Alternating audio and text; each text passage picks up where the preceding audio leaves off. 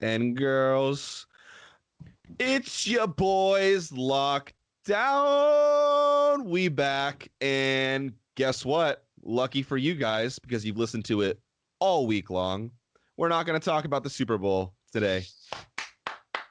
Yeah. Who even wants to?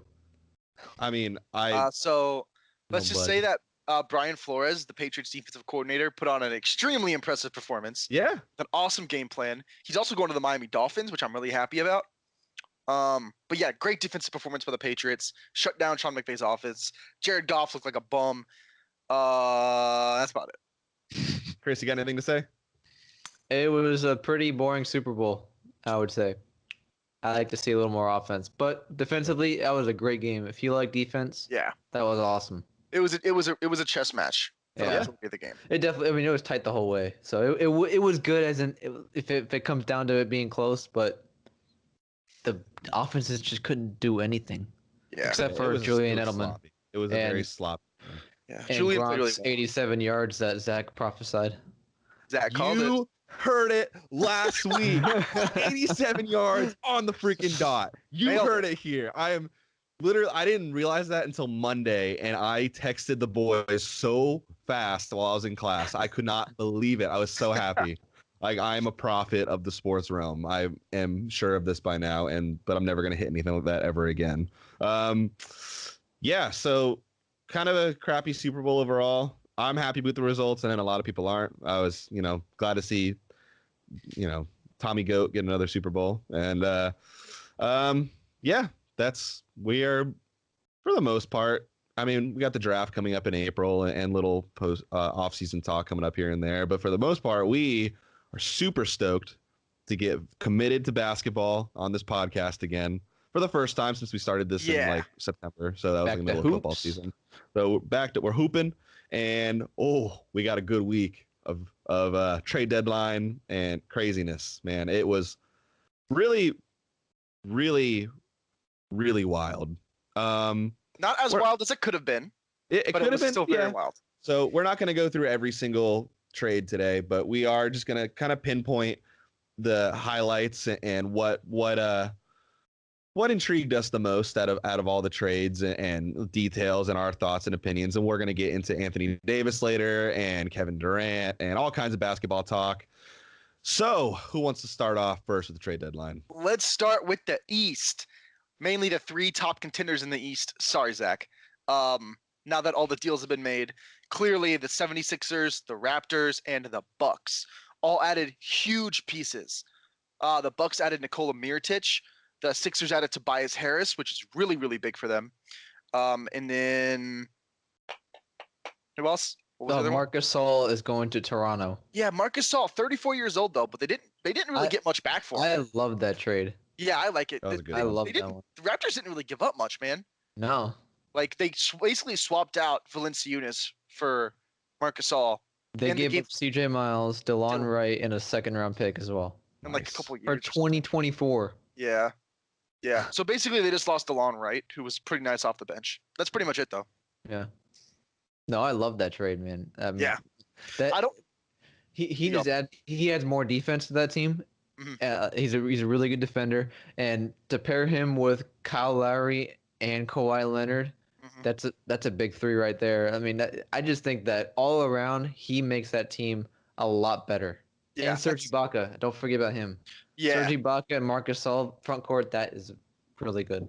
They're gonna have to test out some different lineups though, because their best lineup, like their kind of like end of the game, is they use Pascal Siakam and Serge Ibaka at the Mhm. 4 and 5, and Pascal is playing really well. So I mean, Yeah. you could put Serge at the 4, then put Mark at the 5, and see if that increases your production. But definitely, if you just swap out Serge for Marc Gasol, that's an improvement right there on both ends of the floor. Oh yeah.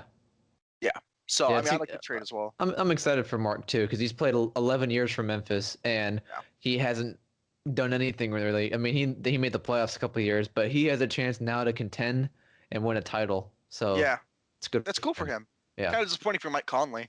I heard that he kind Yeah. of wanted. I heard that he kind of wanted to stay in Memphis. He's got his family there. He's got everything there. It's But understandable. they want him there to mentor Jaren Jackson, who looks like he could be a pretty good player. Yeah. But I want to see him play for a winning team, and hopefully either this offseason or the year after he'll go to a good team. What about you, Zach? Yeah, trying to find it on my notes. So the Bulls getting Otto Porter Jr. for Jabari Parker. Or wait, yeah, the Wizards got Jabari Parker, Bobby Portis, and a 2023 second round pick. The Bulls got Otto Porter Jr. That was one of the bigger significant trades out of the last 2 or 3 days, and that one intrigued me the most only because it. I mean, if you're looking at Washington right now, they're kind of suffocating underneath John Wall's $170 million straitjacket now that he's hurt with a ruptured Achilles after he fell in his house, right? Something like that. Yeah. He was already out with an injury, and then he ruptured. Yeah. So I don't know. Giving away Porter for Parker and Portis, like it seemed kind of weak in my eyes, but it was a bit salary dump. It's really what a lot of these trades that we're going to talk about were salary dumps as a whole. That one stuck out to me for just breaking into the conversation. But yeah, because Porter still has like 3 more years on his deal. Yeah, and who takes the salary on that one? Oh, the Bulls take it all. Okay, that's what I thought. It says that he's owed $27.3 million next year. Eesh. And he has a player option for the 28.5 the following season. Yeah, which I'm sure he'll take. You're not going to turn down $28 million. No. And all he is a spot-up shooter, so he's not going to get more money in free agency. So it doesn't really make sense to me, though, that the Bulls did that. It's like, they're not good anyway. They should just tank and get Zion. I think they're just being – it starts off with them being realistic about their cap space and, trying to look for the future a little bit. But, yeah, it's true. Like, you almost want to see them get a guy like Otto Porter, be like, great, can we just bench you for the rest of the year? Because we're trying to tank here. So, but they're not. That's not how it necessarily works. I'm calling it right now. The Bulls are not going to get the first round. They're not going to get the first overall pick. And they're going to pair John Morant up with Otto Porter. And the other pieces they've got. They have Wendell Carter Jr. They got Zach LaVine. They got good young pieces. I like that roster. Yeah. And then you could have Chris Dunn as a 6-man coming off the bench. So I think that's what they're trying to do. They want to get a Klay Thompson kind of spot up shooter guy, because John Morant, he can shoot, but he's not very efficient from 3. So they want to make sure they got a lot of shooting around him. So I think that's the plan for them, unless they get the 1 overall pick, and then they'd get Zion, because why wouldn't you get Zion? But yeah. Now that I look at this, though, the Wizards, like, why did they do this? So they don't want Otto's contract, man. But at the same time, Jabari Parker and Bobby Portis are going to be free agents next year, and the second round pick, who knows how good that's going to be? Yeah. The thing is, they had almost all of their money in 3 players. Yeah. And Wall, Beal, Porter. So now at least you can alleviate that's true. Almost a quarter of that money. John Wall's getting like $40 million, something ridiculous, because he got the Supermax deal. If he can play again. If he can play, he ruptured his Achilles, man. That's bad. And he mainly relies on his speed. So that's not good. But I mean, at least they got out of that contract. So now maybe they can sign some players. Yeah. I don't think they want to trade Bradley Beal. I think they should. I think they should just go like full rebuild mode. But I don't think they want to trade Beal yet. No, I agree. Yeah. Yeah. But we'll see, man. Yeah. There's another big trade that I'm sure you guys both have your inputs on this, but the Clippers and the 76ers trade. That was a big one. I'll read through all the players here. The 76ers received Tobias Harris, Boban, which I'll get into in a second. Actually, I'll just say it right now. Boban and Embiid.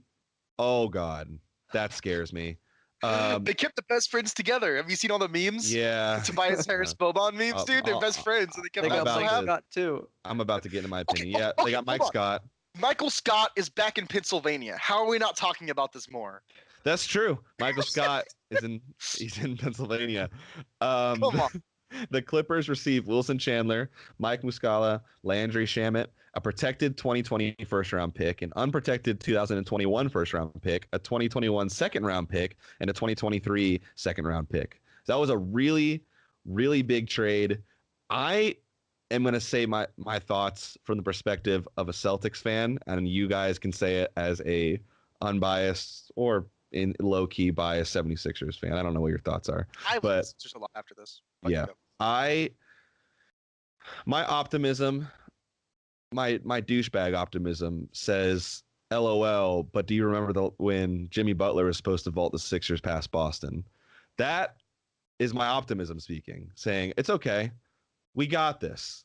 But as you can hear the quiver in my voice as I say that, the one part that makes me nervous, a couple of things at least, if this works, if they can sync up as a team, especially with Tobias Harris on the most likely on the starting five, Oh yeah. that makes me nervous because, like Matt said earlier, the top of the East, like that's four teams, the top four of the East. That's four teams that could all make finals runs. And that makes me super nervous for a Celtics team that has identity issues a lot of the time, that isn't really sure what they are halfway through games. We play the Lakers tonight, and I literally do not know what to expect from them. The Lakers, they don't know what to do, man. Their young players, they're giving up. They've given up. It's true. More like the Los Angeles Lakers. That was a good one. Yeah, I like that. Even is LeBron playing tonight? Yeah, I'm sure. Okay, so like he's currently drafting an all-star team, so I don't know. Are they doing that before the game? They're doing it as we speak. Like it's live? Yeah. Wow. Let's see. Another thing that makes me nervous for Boston is the Clippers. I mean, they look poised to drop out of the playoff race, which is good because we hold their. I'm sorry, this doesn't make me nervous. This is a good thing for me. Wait. I'm sorry. I mean, you have the Kings first round pick. So I mean, I read my note wrong. Yes. Yeah. So the Kings, they're in the playoff hunt right now. Dude, they added Harrison Barnes. That pisses me off. That was their draft pick. That was their one weakness, was having like a big wing that could defend and shoot threes, and then go and get like a really solid wing 3-and-D player. And it's like, all right. There's just like like in the playoff. I mean, we're gonna save an entire segment for Anthony Davis, so we're gonna hold that till after the trade deadline talk. But I am optimistic that Danny Ainge gets to make his run at Anthony Davis. He gets to make his throw out his offer on for the Pelicans, but they were super quiet today for the trade deadline, which I expected. I knew that the Celtics were going to be quiet, but they traded their woman beater, so that was a good idea. They did. I'm glad Barry Bird is out of there. I think we got some money out of that, which is good. I didn't like just give us the cash and get out of here. But Enes Kanter is a free agent right now. I'm hoping that Boston waves him. That would be a good big man to carry on. And did the Knicks buy him out? They just released. No, they cut him. Yeah. Okay. He didn't want to do that anyway. That was right towards like the closing hours or closing minutes of the trade deadline. That makes sense. Yeah, so there's potential there, but yeah. There's going to be some guys that teams can pick up now. I know the Celtics have a spot because of the Jabari Bird trade. The Lakers have a spot because they traded Michael Beasley and Zubac for Mike Muscala. And like Wayne Ellington's going to be a free agent. Who else? Oh, I've heard that the Lakers might get Carmelo Anthony, and I'm like, why? I mean, get Wayne Ellington. You're an idiot if you don't. That's such a fantasy basketball move if that happens. Yeah, so bad. Hey, I want to go back to the Sixers Clippers trade. Yeah. To me, I have like kind of mixed feelings about it. I think this year for the Sixers, it's a really good trade. Tobias Harris just brings. I mean, he's a very good shooter, very good all-around player. He's very close to being an all-star. Yeah. He's shooting more than 40% on his three-pointers this year. Yep. But at the same time, it's a risk, and they've acquired two all-star players this year in Jimmy Butler and Tobias Harris, who will have expiring contracts. And they gave up a lot. I mean, they gave up 2 firsts, 2 seconds, and Wilson Chandler, Landry Shamet, and Mike Muscala. Yeah. Honestly, but they were able to recoup some of those losses with Markelle Fultz, which is what I think might have been the best deal of the trade deadline. Honestly, they got a first, a second, and a pretty good role player. Ridiculous for Markelle Fultz. That's huge. Yeah, so they were able to recoup some assets, which was important. But yeah, like you said, they did lose a lot of stuff. Yeah. But I love the trade because this means they don't have to re-sign Jimmy Butler.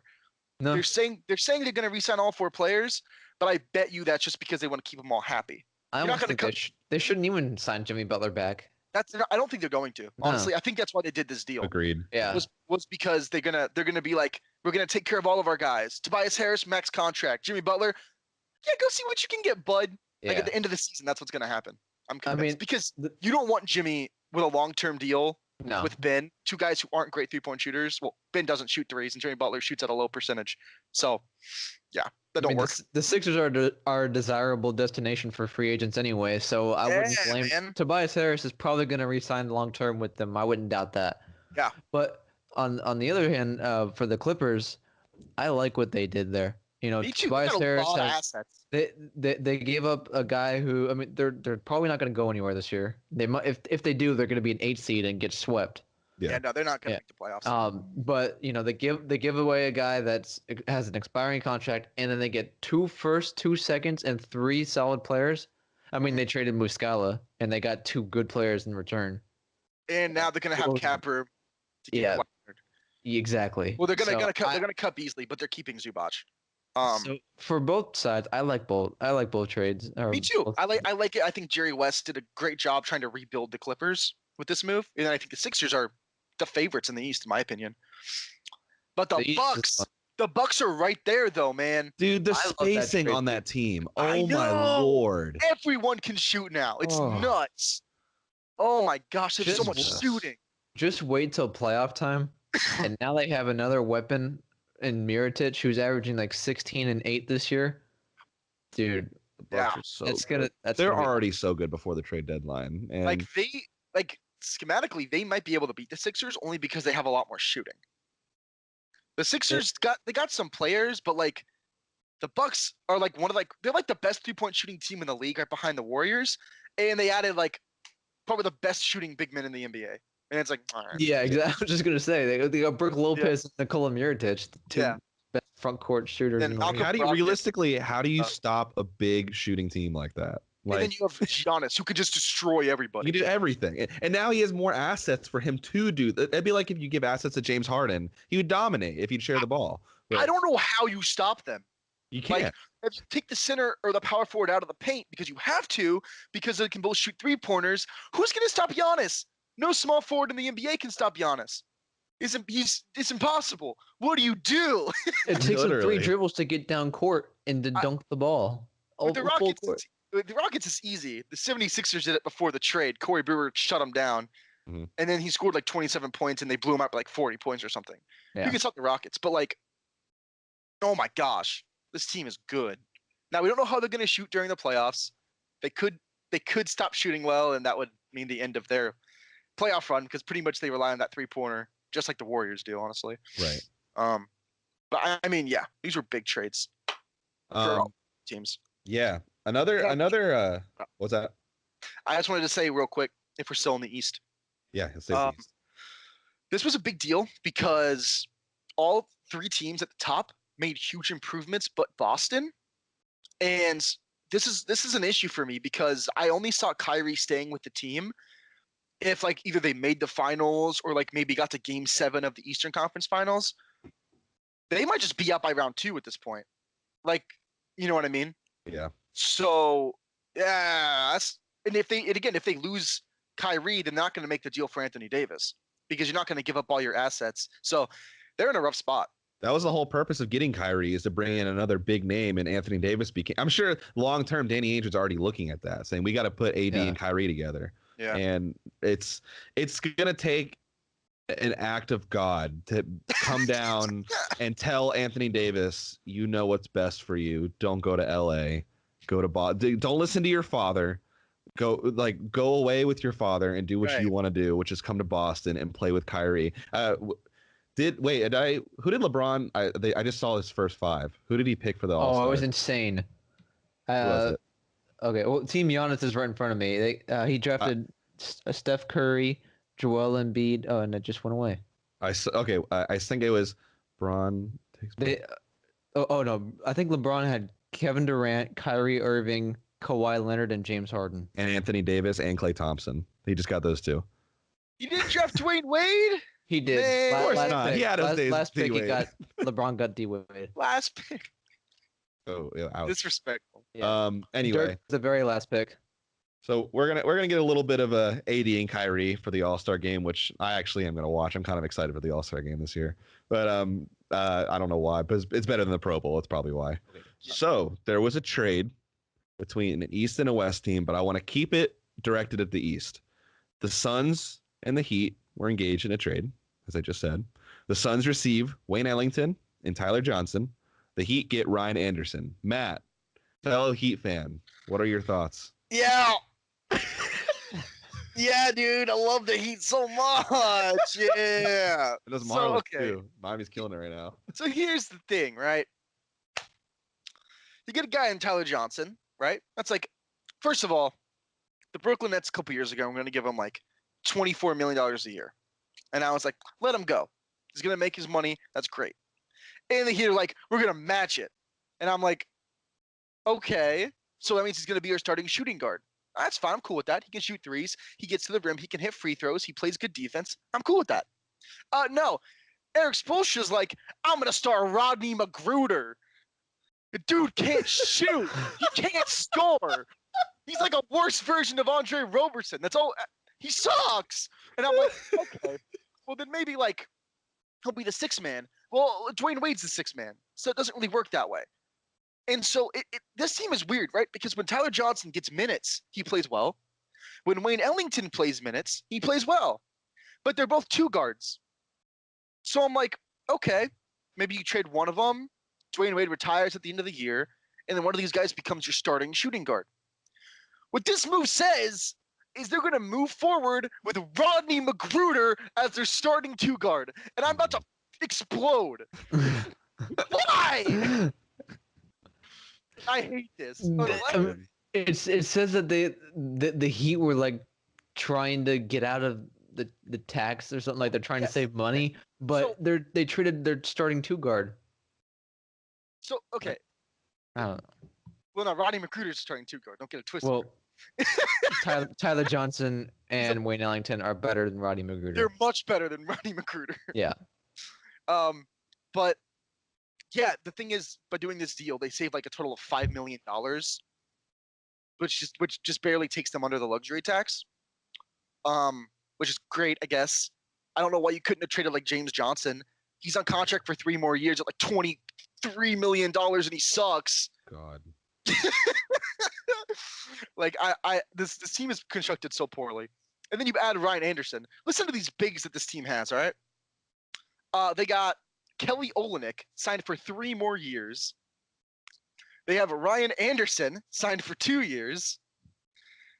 And then they have James Johnson signed for 3 years. Nice. These guys all play the same position.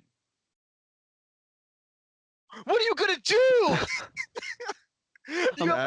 You have over half your salary cap on 3 guys in the same position.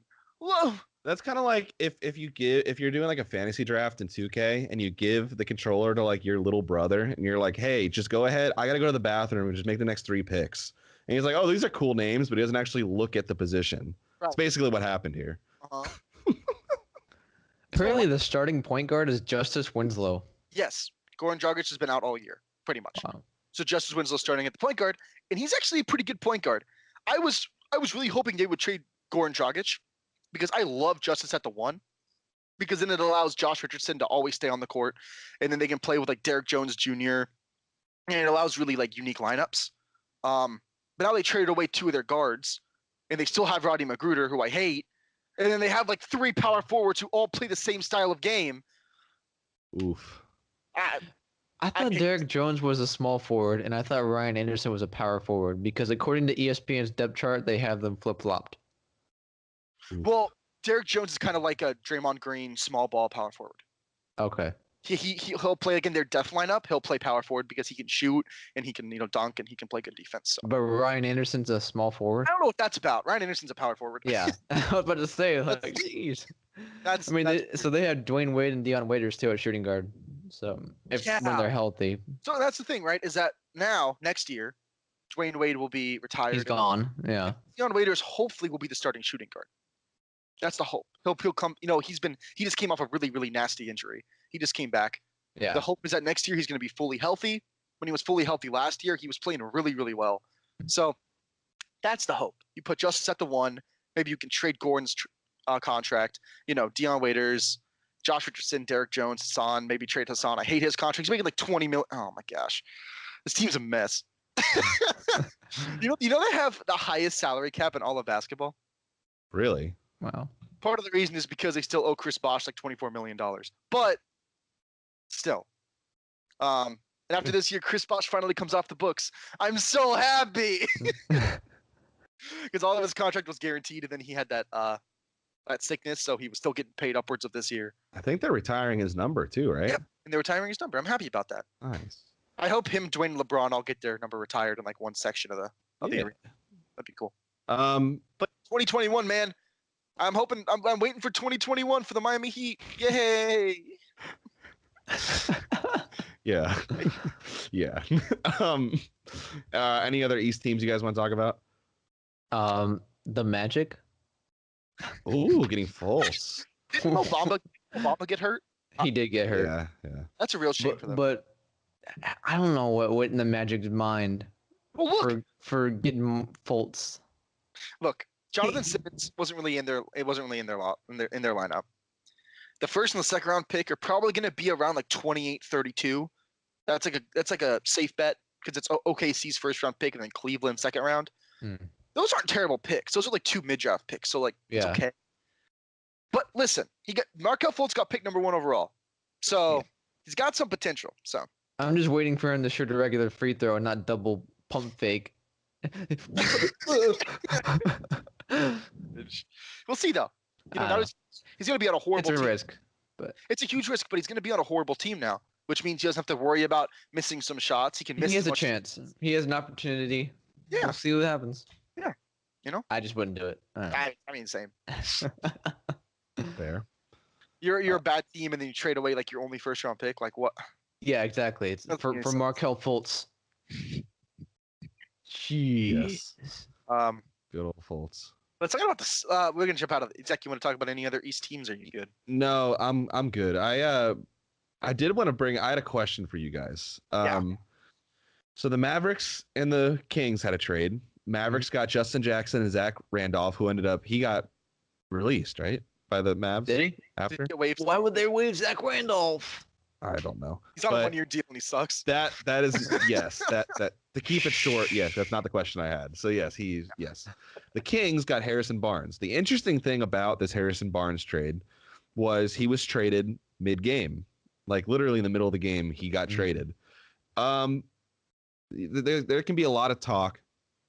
There are logistics to this trade. Like I get it, but there's a lot of talk of where can the line be drawn between this is a game that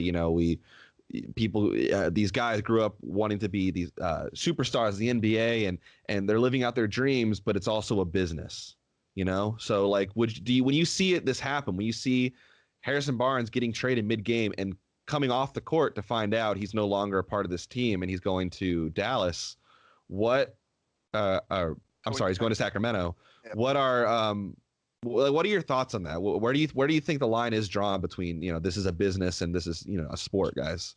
Well, I mean, I'll start. Okay. Listen. This is why I'm okay with people doing like what Anthony Davis did, because man, teams just treat you like assets. Sure. Unless you're like LeBron James or like Kevin Durant, like you just get treated as an asset. That's all you are. That's all Harrison Barnes was for the Dallas Mavericks organization. He was just an asset. And what a pro, by the way. Harrison Barnes, like full props to that guy, man. He got taken out of the game. They were like, he's not on the team anymore. You're getting traded. And he's like, I'm going to sit on the bench and I'm going to support my teammates. And he was in every timeout, high-fiving his teammates. Just fantastic class act. He came off and then in the interview, his exit interview, he was like praising the organization and all his teammates and such a good guy, man. That's awesome. I've always liked Harrison Barnes, even when he was in the Warriors. But yeah, this just made me like him even more.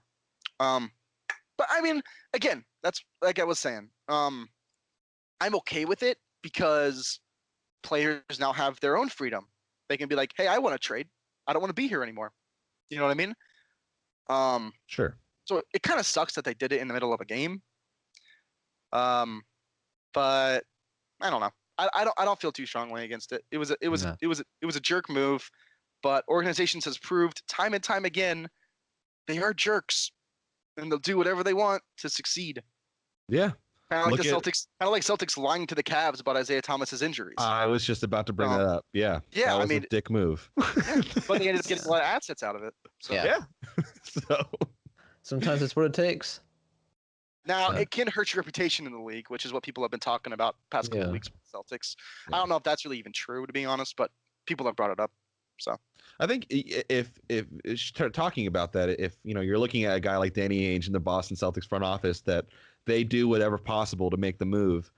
A lot of people could point the finger and say, and this isn't even me just like supporting my team. Like when Isaiah Thomas got traded, that hurt. That stung a lot because I was a big Isaiah guy. But you had to look at the first part of the situation of, they're trying to move forward. They were already stepping forward with Isaiah at the point, but they knew they could go farther by getting a guy like Kyrie. And so that was the next step, But so you look at situations like that and you think, oh, well, they're just being, dicks in the situation. Like, what the heck? And the other GMs might point the finger until the offer comes their way to get a guy. Let's just say a guy like if Jason Tatum's getting offered, and they're like, well, hold on. Remember that thing that I said about you being a dick? I take that back because I like that offer, And at the end of the day, this is a business, and they're trying to succeed and bring home that paycheck and bring home that title for their franchise. If you're looking at it in the correct way of sports, that we're not all in it for the money. We're also in it for the glory of winning that championship. So and when you're this close, to the trade deadline as well, when they like offer you a trade, you don't know if some other team's going to call for a good 3-and-D wing defender. If you're like, well, let's wait a couple hours till the game's over, then another team might be like, hey, they may call like the Kings and be like, hey, we want to do a deal, or another team might call the Mavs, give them a better deal. So when you're this close to the trade deadline, it's nuts, it's chaos. Things like this will happen. But I think it's just a part of the game. Yeah, that's fair. Yeah, my take is it doesn't really bother me that he got traded mid-game. It's nothing he could control. Of course, it's unfortunate that he did get traded in the middle of the game, but it's a business. If a deal can be done and it happens to be during a game, so be it. It just happens. So it doesn't bother me. I feel for Harrison, and I appreciate the way that he handled the situation, as you said. But yeah, it's a business. Things happen. You may not agree with it, but it's just the way it is. And Harrison Barnes is making $25 million. So let's go ahead and just yeah, exactly. And honestly, he's going to a better team anyway, probably. Yeah, going to a better team, and the Kings are looking to extend him. They're on the come which up. is kind of weird to say. Yeah, the Kings. The thing about the Kings, they do, and they have a hard time getting free agents. So when Horst was talking about it, and he was like, "Yeah, I think they're going to try to re-sign him because they're not going to get like Kawhi or like Kevin Durant. They're in Sacramento." No. So if you get a guy like Harrison Barnes who can play the wing and he can defend, why not try to resign him? I get that. They got cap space. So great locker room veteran. Yeah. For that team that they really need. They're very young. Yeah, they are. Yeah. Any other? We barely really even touched it, but are there any? What are some West Coast trades that you saw that caught your eye? The Rockets made some moves. They got some players. They got a shooter in. James Ennis? They got James Ennis. Yeah, I like that. I feel bad. Nick Stauskas and Wade Baldwin. Nick Stauskas, Wade Baldwin, and Stanley Johnson all got traded twice this in the past 3 days. Correction. Nick Stauskas and Wade Baldwin got traded 3 times in 2 days. Oh, that sucks. Gosh. What were the teams that got traded from? Oh gosh, where did they start? I don't remember. I was just looking at the distance traveled for those poor guys. I mean, if they even moved, they probably don't even know what team they play for right now. The Cavs. No, no, the Rockets. They were on the Trailblazers originally. Yes. Yeah, they were on the Trailblazers, and they went to the Cavs, and they got. Yeah. Okay, so they were in their 3rd trade this week, and then they're just gonna be cut. Yeah. So now, oh, that sucks. Ow. Okay, so here's the story. They began their week as members of the Trailblazers.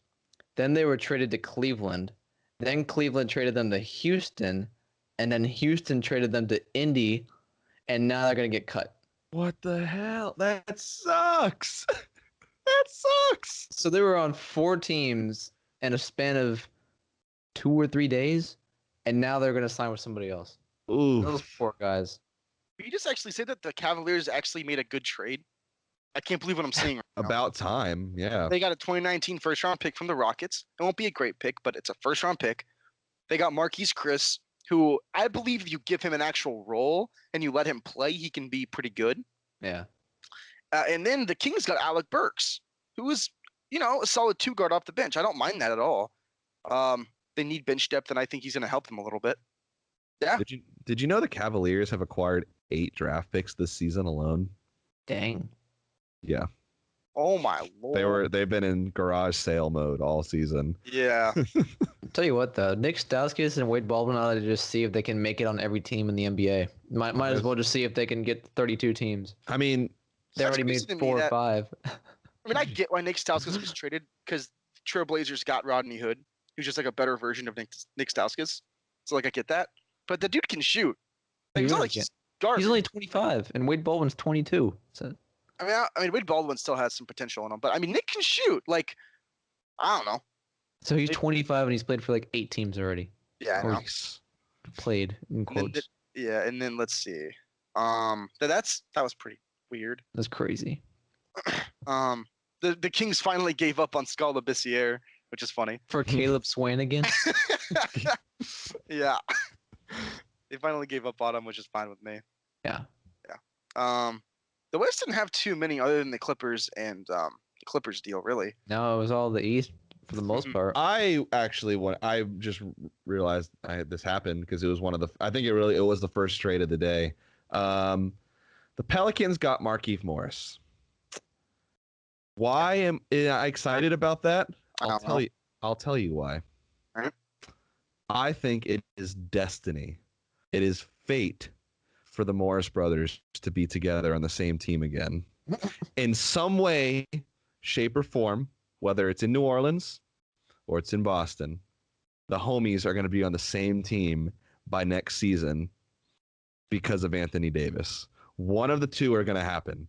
Either Marcus Morris is going to be put in a package to New Orleans, or Markieff Morris is going to be used as just more compensation, not that you need anymore, with Anthony Davis sent to Boston in the offseason. Or wait, he's a free agent, isn't he? Is Anthony a free agent in the offseason? Who? I think Anthony Davis. Anthony Davis. No, he can get traded after that's why July 1st. That's why they didn't do the deal, was because he still has next year on the Pelicans contract. Homie, this is happening. I'm telling you, this is gonna happen. Well, I don't think the Celtics are gonna get him, if I'm gonna be completely honest. I think Danny Ainge was just screwing with him, just like how I think Dell Demps was screwing with the Lakers. Danny Ainge does a lot. Because Dell Demps was just like, yeah, we'll trade him, just keep offering those packages, yeah. And then they messed up the young core, and they all got worried they were gonna get traded, and it really messed up their chemistry. I don't know if you saw LeBron. He was sitting like at the very edge of the bench. There were like 3 empty seats between all the young players and LeBron. And that was all Dell Demps because he made everything so public. Yeah. And I think he did a good job of kind of screwing the organization up, honestly. And I think we're going to give you Jason Tatum. Just wait until the offseason. And then when I get there, it's going to be like, I'll give you Jaylen Brown like 2 first-rounders. Yeah. That's why I love the man. He's going to be like, wow, you tricked me. And I love him so much for that. I think let's get into it. So the Lakers and Anthony Davis. Yeah. There was been a lot of speculation on and beyond the main story being Los Angeles was willing to literally give away their entire team for Anthony Davis, and New Orleans just wanted nothing to do with it. In fact, they were ignoring phone calls from LA at one point saying we just don't want anything to do with this. So obviously Anthony Davis didn't get traded. Just in this whole Anthony Davis conversation, what can we expect for the offseason alone, for the Pelicans the rest of the season, and possibly for the Lakers moving forward if they're going to keep trying for Anthony Davis? I'll throw it out there that one thing I noticed in the package, that there was never really a standout player that stood above the rest, just a bunch of young assets and some draft picks. So I don't know. That was just what I noticed. What are your guys' thoughts on the Anthony Davis conversation going forward? You want to start, Chris? Sure. Yeah. I mean, if I were the Pelicans, I mean the Lakers offers that I saw were just absolutely insane, and I don't know why the Pelicans didn't take them, but I understand it's the Lakers, and nobody wants to see them good again. So I don't know. It was kind of surprising that he didn't go, and I understand that he wants to go. I don't really know exactly what's gonna happen now for the rest of the year with AD with the Pelicans. From my understanding, he still wants to play, He said he wants to, yeah. but it's a matter of if the Pelicans are actually gonna play him If they'll get him out of timeout. because he's from the been healthy bench, let him scratches play. recently. Yeah. I think they should send him home. Yeah. I think in the offseason he'll find a new home. Could they do that? Literally just say don't come? Yeah, you can do that. Wow. They almost should, because I mean, if he plays, then they're not going to get as good a draft pick as they would without him. Yeah, They're not. that's They're not, fair. they're not going anywhere this year. They have their first round pick, so Fair. tank, Yeah. do it. Yeah. I mean, you don't have a great record. You can still maybe get like the fourth. You can still get like the fifth or sixth best odds if you lose a bunch of games. Right. You know what I mean? So And speaking of AD and the Lakers, there's a headline on Bleacher Report how the Lakers traded for a big man. No, not that big man. It was Mike Muscala. They got, and they traded Michael Beasley and Ivica Zubac, Yep. who are both better players than Melo. Huh. well, here's the thing. Here's the thing. Michael Beasley said that he wanted to beat up Luke Walton. That is a quote that he said. What a legend. He hated Luke Walton. And now he's got Doc Rivers, so He that's a little legitimately better. wanted to beat him up. So I was like, that's fair. Get him Yeah. out. Okay, I didn't know that. Yeah. Mm-mm. Oh Him man. and JaVale McGee were really mad about Luke Walton. And then Mike Jovai said McGee. that private interview or something. It was really funny. Um, What's your take, Matt? What do you think? okay. So here's the deal with Anthony Davis. I think the Pelicans just got swindled hard by the entire NBA. That's what I think. Listen, he's got 1 year on his contract, and I think Paul George gave people hope that you could like trade for a guy who has his mindset. You can change it. I don't know if Paul George is like. I think Paul George is going to regret that here in a year or two.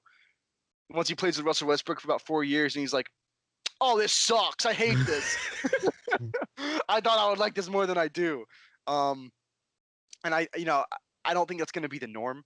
I think wherever he goes, unless he goes to Boston with Kyrie, who signed long term, that is the only way I see him like re-signing with a team other than the Lakers. The only way is if they re-sign Kyrie to a big deal, they get Anthony Davis, and they pretty much immediately say, "You want to extend your contract? Build around you." It's the only way I see it. Any other team doesn't matter. If the Celtics lose Kyrie, doesn't matter. He's not staying there either. So yeah, I think they got played hard. I think a bunch of GMs were like, "Don't give in to the Lakers." Popovich called Dell Dimson, was like, "Don't trade them. They're trying to force you to trade them." And it's like, yeah, but if Danny Ainge says, "I'm not giving you Jason Tatum," the Lakers have all the leverage in the world. True. All of it. Yeah. All of it. Yeah. No other team is going to trade for him, and now they can be like, "How about Lonzo in a first?" Yeah, that's a great it. point. And then what are they going to do? Say, "No, we're going to lose our franchise player for literally nothing"? The Lakers will be like, "All right, cool, Kyrie." Anybody And that's else, basically what's happening right now. right? They didn't trade for anybody, so they're basically gonna lose Anthony Davis for nothing. Unless they re-sign Kyrie and Danny Ainge trades Jason Tatum to the Pelicans. That is the only way this works out for the Pelicans, and I give that like a 15% chance of happening. Nah, Yeah. it's slim. Yeah. You know what I very mean? slim. So I don't know if this was a good deal, honestly. I do have faith in the young pieces of the Lakers. I do. I think Lonzo can be very good. I think Kyle Kuzma could be very good. I really do think that, especially if they're in a situation where they don't need to win. I don't know if they're really ready to win right now, but I think they could be great players. And I think they might have missed the chance, especially if the Lakers sign like Kemba Walker, or if they sign like Jimmy Butler, if they sign someone that like makes it so it's like we don't need Anthony Davis. Like Yeah. LeBron, we have a legit 2, and we have a good young core. You don't need Anthony Davis. And then all of a sudden the Pelicans are just like, oh no. Oh no. Yeah, we're shafted. We have no assets and we're going to lose Anthony Davis. Yeah. Whoops. Literally screwed. Yeah. So there's a shot it works out, but I think it may end up being a bad deal for Dell Demps. And I think he's going to lose his job over it, if I'm going to be completely honest. Yeah, he hasn't handled the situation very well. I think it's going to bite him in the butt, how public he made it and the thing that he tried to do. And then I think he's going to end up making a really bad deal for Anthony Davis. And then they're going to basically say, you gave away Anthony Davis for almost nothing. Get out of here. Yeah. Like, you messed this up. It should be a blockbuster deal, and it doesn't look like it's going to be that way. So Teams are smarter than the Pelicans. Let's put it that way. Yeah, most of the teams are smarter than the Pelicans. I think the Clippers back in the day did a physical on Eric Gordon, and they were like, he can't even pass a physical. Yeah. 3,000 assets. And then Great it worked. point. Like, okay. I mentioned last week how the Pelicans were my most disappointing team this year, and they've kind of proven my case with that trade not happening. Yeah. Yeah. It's good take. Yeah. Yeah, so moving forward, a little something more lighthearted before we move into a final discussion that I know is going to end in some smoke. Oh boy. The All-Star draft, it got finished, like 10 minutes ago. I just want to start off, before we read through the roster, Giannis, I just saw on Twitter, Giannis called out LeBron on live television for tampering. That happened, and this is why I love the NBA so freaking much. That's awesome. So I'll read through the roster really quick. LeBron drafted, and he had the first pick. Kevin Durant, Kyrie Irving, Kawhi Leonard, James Harden, Anthony Davis, Klay Thompson. Why am I blanking on his first name? Damian Lillard. Damian Lillard. This is Dame on Bleacher Report. I'm like, who the hell's Dame? Ben Simmons, LaMarcus Aldridge, Karl Anthony Towns, Bradley Beal, and Dwayne Wade. Giannis drafted Steph Curry, Embiid, Paul George, Kemba, Chris Middleton, Jokic. I never pronounce his name right. Yes, that guy. Actually, Ben Simmons or LeBron traded Ben Simmons or Russell Westbrook for Ben Simmons, so that happened. So yeah, there was a trade in the All-Star draft. So Giannis got Russ, Blake Griffin, D'Lo, Vucevic, Kyle Lowry, and Dirk Nowitzki. So basically, LeBron's going to dominate, in my honest opinion. But what are your thoughts on this roster? Kyle Lowry, I'll maintain the fact, being in that game is a joke. Yes. He's having one of the worst statistical years of his career. Did you replace for him? He's the reason why they're not in first place. Like, the roster's talented. They have playoff experience. They're set up perfectly. But Kyle Lowry's shooting at a very low percentage, and he's not playing very well. There's a bunch of other point guards, just guards in general, that deserve that spot other than Kyle Lowry. Like, if you could pick, right? Okay, nice. There you go. Nice. He's like third or fourth in the league in three-point percentage, and he's a really, really awesome piece next to Giannis. Yeah. Chris, who's a snub? Who's a stub? God, what's the word? Snub was the correct one. Snub. That's what I thought. Jeez. Who's an all-star snub that you would put in for a joke that got picked in? A joke. I like what Luka Doncic has done this year. Me too. I would have liked to have seen him in there. I think D'Angelo Russell was a surprise to me, but I didn't realize how good he's been this year. So yes, he deserves to be in there. Put Luka over Kyle Lowry, for sure. I like how Adam Silver added D Wade and Dirk in there as special additions, being that that's their last year, and to honor them and let them go out like that. That's awesome. That's a class act move. But yeah, take Kyle Lowry out, put Luka in there. I think that's better. Nice. But it could happen. If there's an injury, stick him in there. He deserves it.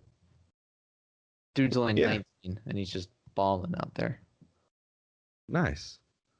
All right. I wish the Kings were represented in this All-Star game. Yeah, especially because they're on the come up. Especially De'Aaron Fox and Buddy Hield. They're both having incredible years. Just really hoping one of them would make it. Oh yeah, they've been killing it recently. They're like highlighter. So this is funny. The Kings Twitter page, it was a couple days ago. They tweeted out, that they're gonna be posting only the highlights, the big moments from the game. And in the ultimate troll, this guy or girl, whoever is the social media manager, was just tweeting out things like DeAndre Fox hits a screen, and this guy took an inbound pass. Nice rebound by this guy. It was the funniest thing I've ever seen. Awesome. I was like, I'm following this page from now on. This is amazing. So awesome. really, really good move for a team that, as we've said 3 times now, is on the come up. And I'm a fan of the Sacramento team. I like what they're doing on social media and on the court. All right. I want to backtrack just real quick. Go for it. The reason why, for everyone out there, why Zach said that Giannis said that LeBron was tampering is because he drafted Anthony Davis and Klay Thompson, who are rumored to go to the Lakers this offseason. And he also drafted Kyrie, who maybe they'll have a reunion at some point. I don't know, but I can see why Giannis he's just messing around with him. But I mean, can you imagine for a reason? Can we just sit here and think about Kyrie is there's a good chance he's going to leave. There is a good chance. There's a good chance he's going to stay. But let's just look at the grand picture here. If Kyrie Irving were to leave Boston after all the stuff he said a couple months ago, the entire state of Massachusetts will have him he's going to be he's going to have security.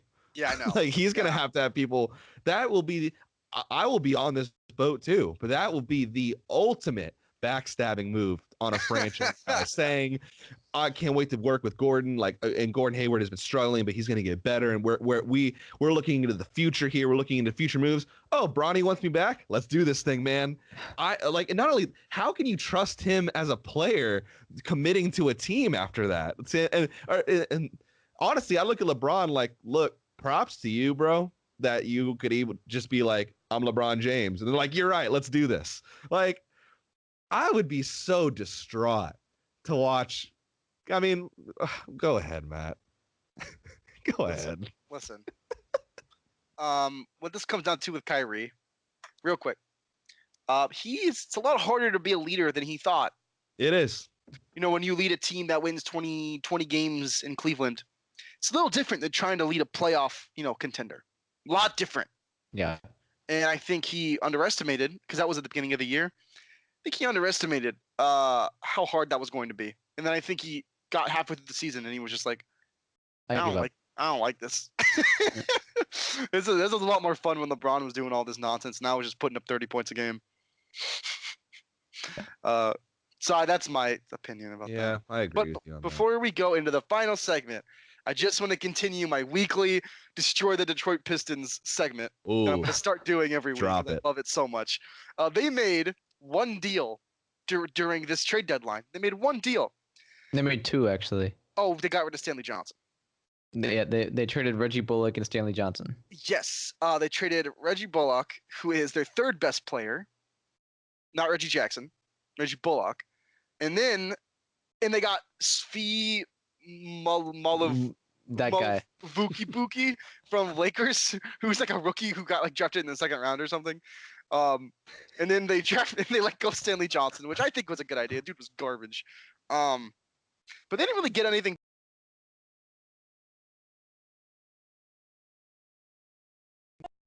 The 3rd best player, and I'm excited to see how much worse Reggie Jackson's going to get without a good shooter by his side. I'm really excited to see it. It's going to be fun to watch. I want to see his three-point percentage drop down to under 31%. That's what I'm looking for. I'm excited. I'm ready to see Zaza Pachulia take over that team. I'm ready for it. I'm actually, Matt, I'm happy we're sticking with this because, folks, thank you for joining us on Pissing on the Pistons with Matt. It's a fitting name. We're going to stick it out, guys. That was segment 2 of Pissing on the Pistons. Yeah. That team actually kind of helped get me into the NBA. Back when they had Hamilton and Chauncey Billups and Ben Wallace. Yeah. I loved that team growing up. I thought they were really fun. They were physical. I loved watching them. Yeah. And it's just fun now to look at how bad they are. Just laugh. I love it. It's great. So bad. They got a great front court, and that's it. They should start John Lure next game. Ooh, might as well. Just go for it. What's his contract again? Hell, 13 a year? $13 million over the next 2 years. Oh Jesus. My gosh. Each year. So good. All right. Let's do this. Do it. All right, Matt. So I don't know if you've been watching the news, paying attention to the news, watching Sports Center, whatever we do. A little bit. Kevin Durant he's been talking a little bit recently, but he made a comment, and I'm going to keep it very short. I got one thing to say on this, and I'm going to let Matt take over. Kevin Durant came out a couple days ago. Sources said that Kevin Durant, the Knicks are a possibility for Kevin Durant. I don't know who in his camp said it, but because it came out that way, you have to think Kevin Durant did say that at some point recently, that the Knicks are a possibility. So, and after the game last night, Kevin Durant came out and said, in regards to the media and their quote unquote constant questions at these players, let us play basketball. That's all I'm saying. And now when I don't want to talk in regards to this free agency talk, when I don't want to talk to y'all, it's a problem with me. Come on, man, grow up. He did, and he went on to say, I don't want to trust none of y'all. Every time I say something, it gets twisted. I just want to play ball. I want to go to the gym and go home. That's all. So we can understand his frustration here. He's been getting free agency questions. Also, and this is a quote from Chris Mannix of Sports Illustrated. He said, it's easy to understand KD's frustration. He's been getting a lot of free agency questions all season, everywhere he goes. But it's fallout from the short-term contract he's been signing. His determination to keep flexibility, which is perfectly reasonable, keeps talk of his future out there. So, Matt, my question for you, does all this fall back on the media, me talking about the questions and constant badgering of KD, where are you going? Or is Kevin Durant to blame? You can be as objective as you are, as unobjective as you want to be on this. I just want to hear your thoughts on this. You know, do you blame the media or do you blame Kevin Durant? Okay, so the media, this is kind of weird. In the past year or two, the media's taken this weird turn where all these players have like camps, and there's a lot of people in these camps that like to talk to the media, so they spread a lot of stuff and they spread a lot of rumors around. Honestly, the media is there for entertainment. That's what they do.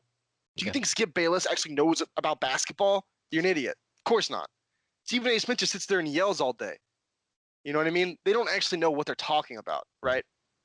But it's fun to watch. And it's fun to listen to because they give you all these possibilities. And then you listen to Max Kellerman get heated about the Knicks, and he's like screaming for like 6 minutes, and it's fun to watch, right? The media is there for entertainment, right? So first of all, Kevin Durant needs to calm down. When you take a bunch of 1 and 2 year deals, this is what you do. Especially when you and Draymond get in a huge fight in the middle of a game, this stuff is going to happen. It's not that big of a deal. You just say, I'm focused on this year. I'm focused on the Golden State Warriors winning a 3rd title. That's all you say. You blow it by you, that's fine. But Kevin Durant is so worried about what people think about him. He's so worried by it. He went to Golden State to be like, people say I can't be better than LeBron if I don't win a ring, so I'm going to go win some rings. He goes to a 73-9 team to go win some rings.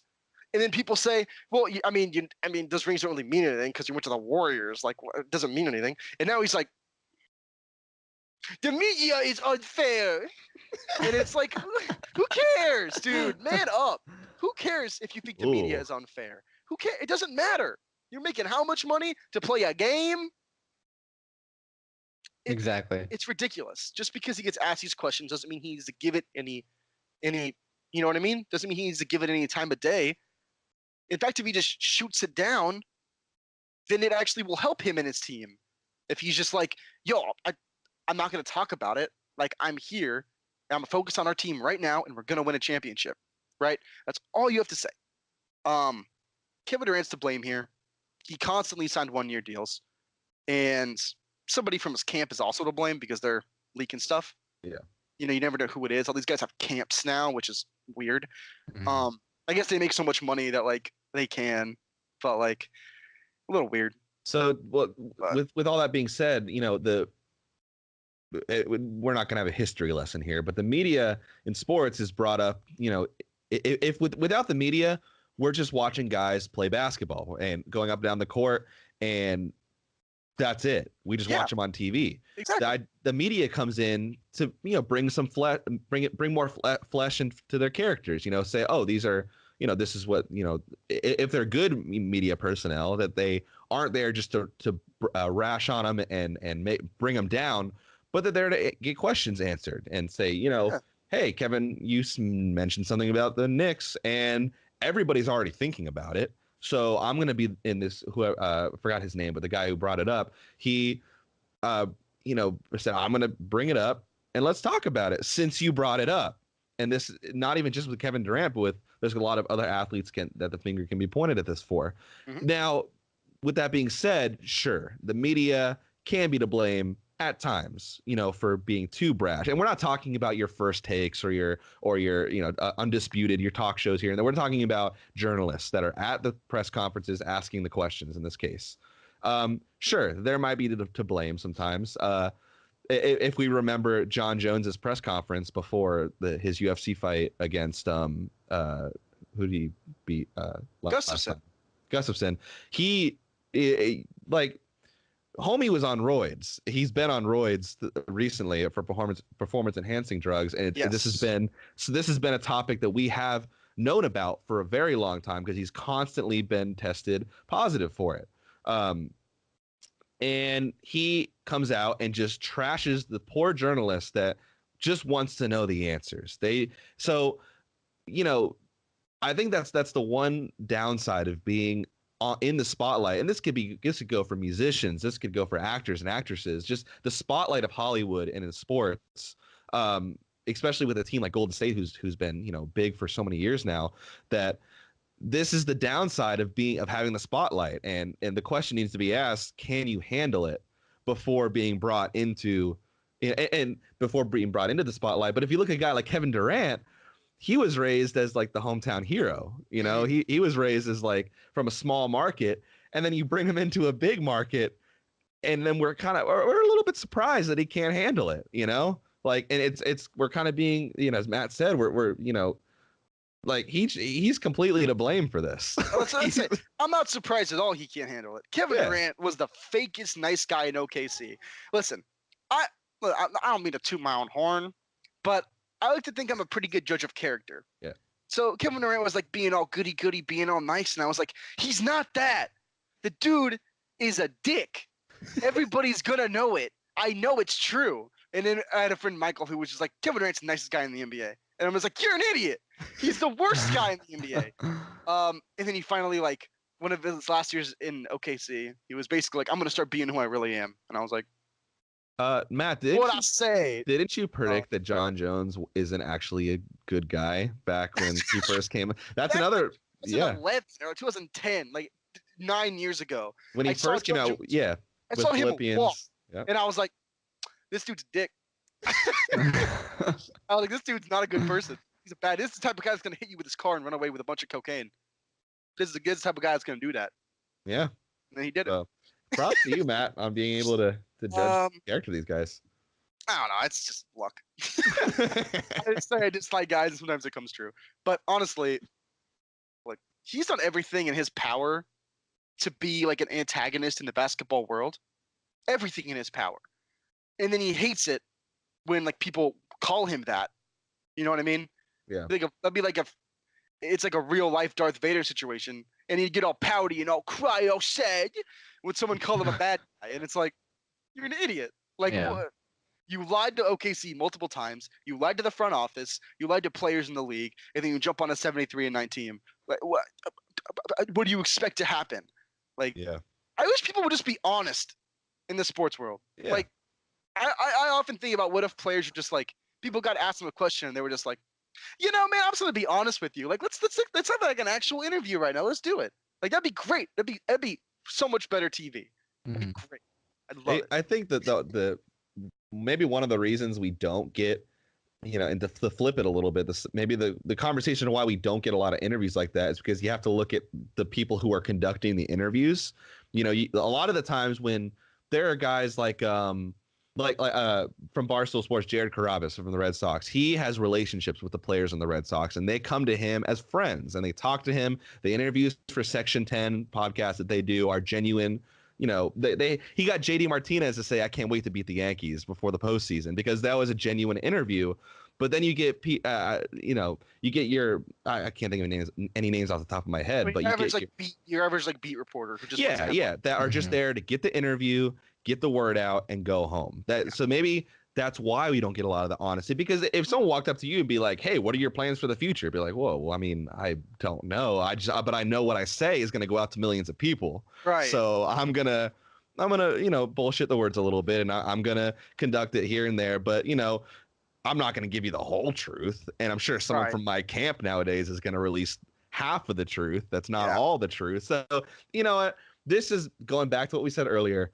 This is why sports has become a full-fledged business nowadays, like Wall Street, where there's just so many different aspects that go into the game nowadays that some of it's corrupt, some of it's honest. And it's not just in the NBA, the NFL. Oh my God, don't even get us started about the NFL. Yeah. But it's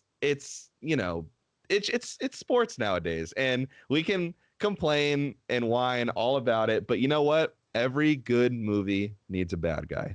Exactly. In this case, why do you think people want Golden State to lose so badly? Because of Kevin Durant. And you know what? You know what's going to happen if and when the Warriors eventually don't win, or don't go to a finals appearance, or don't win the finals? We're going to rejoice, and we're going to be so happy. Yeah. And that's the beauty of sports, Yeah. Yeah. People say that greatness is fun to watch and all that nonsense that's garbage spewing out of their mouths. Look how much more fun the East is this year without LeBron there. Oh, yeah. It's awesome. The 1 year, all of a sudden now, all these teams are competitive, and it's like the East is so much fun. It's crazy how fun the East is now that LeBron is out of it. Yep. And you saw people like Colin Cowherd just like, greatness is so fun to watch. And it's like, you're garbage. No, it's not. Greatness is boring. Yeah. Greatness is boring to watch at the time, and then it's good to look back on and respect it. But nobody likes to watch greatness. It sucks. Nobody liked to watch Kobe back in his heyday. Everybody hated the Lakers. Everybody hated the Heatles when they had the big three in Miami. And now everybody hated the Celtics when they had the big three. And then everybody now hates the Warriors. And even going to New England, like when they won the Super Bowl, it felt like a week 2 win, like a 13 or 3 win. Like it was just like handshakes and all right, congratulations. Like if the Rams would have won, it would have been, oh my God, like because that's not. And sure, New England was just barely.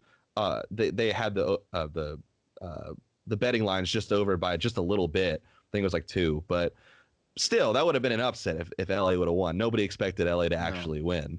It's like New England. To go do it again next year, boys. Sure. You know what I mean? Yeah. I mean, so yeah, I don't know. I will say though, if Kevin Durant leaves Golden State, I think the NBA will be all around better. Yeah. Yeah. I think that's my point.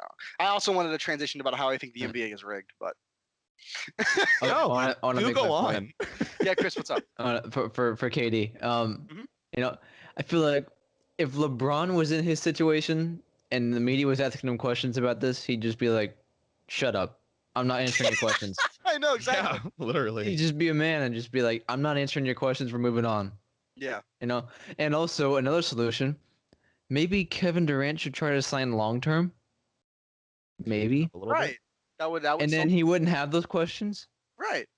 Because he keeps signing 1-2 year deals. Yeah. That's why he keeps getting these questions. Just sign a dang 5-year, $255 million contract. I don't know, something ridiculous. Oh my God, you can't get that much. So I'm just exaggerating, you but can't get the max.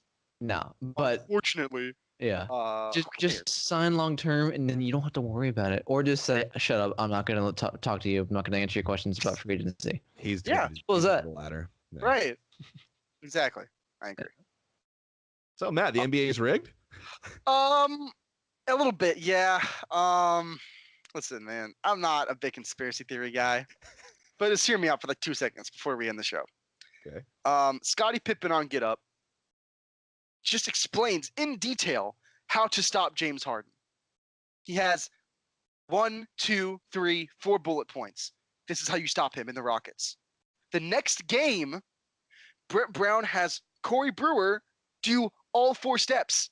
And they just dominate and roll over the Rockets. Oh, no. They beat him by like 30 points. And it's like, okay, the league knows how to beat him now. Scottie Pippen probably like cheated a little bit, but like, okay, it's over. He probably just won himself a head coaching job. The next team they played, they did not do one thing that Corey Brewer did the entire game at all. He just showed how to beat the Rockets, and the next coach was just like, I don't need to do that. And the Rockets won the game, and it's like, how bad? These coaches are getting paid millions of dollars. Are you kidding me? Are you serious right now? You stand on his left side, you let him drive. He can't pull up because then you just block the ball away. Every time he gets the ball in the front court, you just get in his way and like be physical before he even gets the ball. You just stick to him the entire game. You never let him out of your sight. And he put up like 24 points and was horrible. And it's like, how is this not?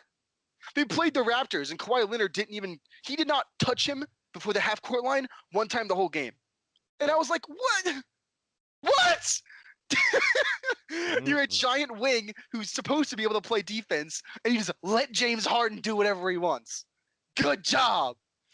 Just easily annoy him too. Yeah. Frank Mason for the Kings the other night. Mhm. He like swiped at his beard barely, Yeah. and so James Harden just like and throw the ball right Good at at his his feet, shoes. and then they start getting into a verbal argument. I Yeah. love to hate James Harden so Corey much. Brewer was like, he was like putting his body like in front of James's stomach before the inbounds. Yeah, Put his arms on. It was amazing. I suggest watch those highlights. It's like the Yes. most satisfying highlights you'll ever that whole watch. game was awesome. It's so funny. And then he goes to like get a layup, and then Joel Embiid just like destroys him and blocks the ball Gives away. him the stare down. It's my favorite highlights of the Beautiful. season. Is whenever James Harden gets wrecked, because I feel like it's not even that hard to stop him specifically. Because like Scottie Pippen said, there's just a couple things you do, and it nullifies all of his offense. And then Oh, of course. teams just don't do it. And it's He's like, not really that physically gifted either. He's just a very creative player who knows how to take advantage of everybody. he agrees. It's really So it. like, And then he can travel all the time. exactly. Yeah. Yeah. Yeah. It's tough. It's Double tough. step backs. He's gonna win another MVP, and he's doing it in a way that just like I think is just like the fault of the coaches. Because you can stop him and you can beat the Rockets pretty easily, like other teams, like bad teams have done it, and like decent teams, like you know what I mean, like the Clippers, and it's like you can beat this team. It's not that hard,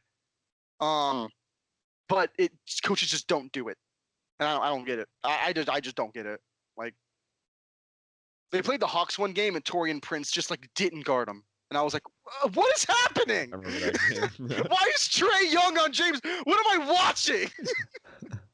This is why I think, Matt, you should just like throw all your chips in, just become an NBA coach. You know, start at high school, work your way up. Hard. Just break the conspiracies out, man. Like break the mold. Go do We'll it. be your assistants. We'll draw up some plays for you. I don't get it. Just floppy every play. Easy. I'll be your GM that doesn't make any moves at the trade deadline and talks about it. You know, Floppy and Spider 2 Wide Banana. The basketball version. let's just change. Let's change. Let's do a petition. Let's change the lockdown's taking over sports. We're doing it. Do it.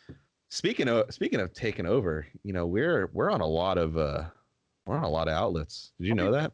Are we really? I didn't know that. What are A we lot on? of yeah. So like, Ton. yeah, like with podcasts, you know, there's platforms for it. Are there that you li- really? you Do people listen like on. people like listen to these? They do listen. They listen to these Oh, things. It's wow. crazy. Yeah. They're not just, you know, telepathically listening to us right now. It's insane. Hey, we are on Anchor, Apple Podcasts, Google Spot. Oh no, we're on Anchor, Apple Podcasts, Google Podcasts, Spotify, Breaker, Castbox, Overcast, Pocket Cast, Radio Public, and Stitcher. Bye, guys. Bye, guys. Peace.